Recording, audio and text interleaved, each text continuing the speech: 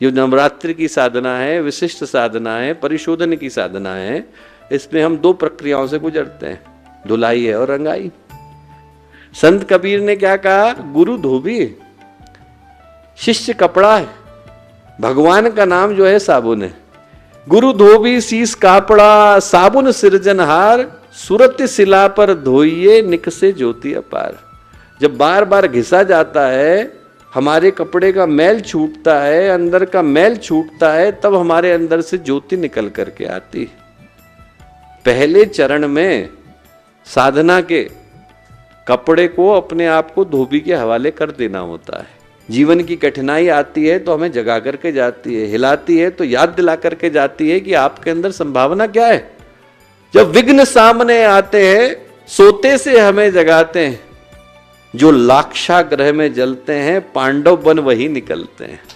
एक बार तो व्यक्ति को जलना पड़ता है। जो पहला पथ है वो अपने आप को बिना कुछ सोचे गुरुदेव के हवाले कर देने का पथ है। जहां से ले जाएं, जो उनको सही लगे वो करें। दूसरा, कपड़ा जब सुपुर्द होता है तो क्या होता है? उसको उबलना पड़ता है या वॉशिंग मशीन की साइकिल से गुजरना पड़ता है। वो जो समय है जब हमारे कर्मों को उबाला जा रहा है, उबाला नहीं जाएगा तो निकलेंगे कैसे? घाव को चीरा नहीं जाएगा तो मवाद कैसे निकलेगा? डॉक्टर सर्जरी नहीं करेगा तो ऑपरेशन सफल कैसे होगा? वो प्रक्रिया पहली वाली प्रक्रिया का ही दूसरा अंग है। जब जीवन में कष्ट आए तो जो दूसरा मंत्र है दोस्तों, गुरुदेव की नवरात्रि की विशिष्ट परिशोधन साधना का, वो यही कि उन संकटों को, परेशानियों को मुस्कुराते हुए सहन करना है। सबको गाली देते हुए हमने भोगा तो उसका कोई मतलब नहीं। मुस्कुराते हुए सहन करना है कि कर्म हमारे हैं, सौभाग्य की तरह से इनका वर्णन कर रहे हैं। जो परिस्थिति आ गई तो आ गई, ईश्वर की इच्छा, हमारे कर्म, हम इसको मुस्कुराते हुए सहन करेंगे।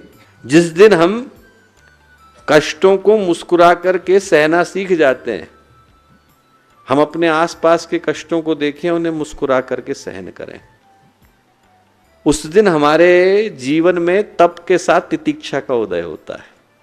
तितिक्षा का अर्थ है मुस्कुराते हुए कष्टों को सहन करना।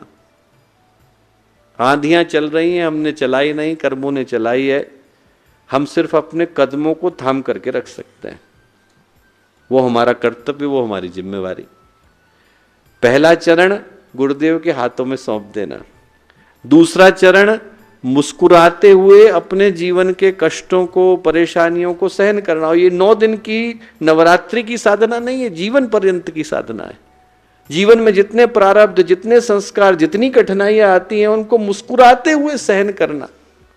हमारे ही तो कर्म है, हमारे पास लौट करके आ रहे हैं। फिर जब धुलता है तो क्या होता है? जब कपड़े को उबाला जाता है तो उसका मैल निकलता है। वो जो मैल का निकलना है, उसके लिए गुरुदेव ने बड़ा प्यारा शब्द इस्तेमाल किया है। क्या कहा है? पापों का प्रकटीकरण। हमारे पाप हैं वो उभर उभर करके सामने आ रहे हैं। कुछ पाप ऐसे हैं जो सारी दुनिया को पता है, कुछ ऐसे हैं जो हम ही को पता है।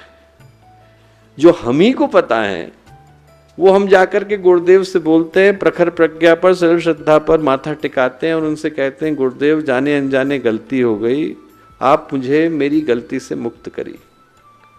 वो जो पापों का प्रकटीकरण है वो साधना का तीसरा हिस्सा है। और जो अंतिम प्रक्रिया है वो क्या? कपड़ा नया हो गया, धुल करके साफ हो गया, मैल चला गया। अब जब मैल चला गया, कपड़ा नया हो गया, साफ सुथरे कुर्ते को, धोती को पहन करके हम जा रहे हैं, तो आदमी नाली में थोड़ी कूदता है। हम भगवान से कहते हैं कि अब नए हो गए हैं, अब दोबारा हमारे जीवन में गंदगी नहीं लगाएंगे। जो चौथा चरण है वो ईश्वर से ये प्रार्थना करने का है, गुरु से ये प्रार्थना करने का है कि दोबारा हमसे वो गलती ना हो जाए जो एक बार कर बैठे। और सिर्फ एक कर्म के चक्र से नहीं, अनेकों चक्रों से व्यक्ति को मुक्त करती। जिसके जीवन में अहर्निश चल रही है, उसके जीवन में परिशोधन अहर्निश हो रहा है। और जितनी गुरुदेव ने वैज्ञानिक तरीके से परिशोधन की प्रक्रिया बताई है उतनी दुनिया में किसी ने बताई ही नहीं। सिर्फ प्रायश्चित की कहानी नहीं है, सिर्फ कन्फेशन तक वो सीमित नहीं है, बल्कि ये प्रार्थना भी उसके साथ जुड़ी है कि जिन कारणों से मेरे कर्म आए उनको धोने का प्रयास भी मैं स्वयं ही कर रहा हूं, दोबारा गंदा नहीं होगा इसका प्रयास भी स्वयं कर रहा हूं।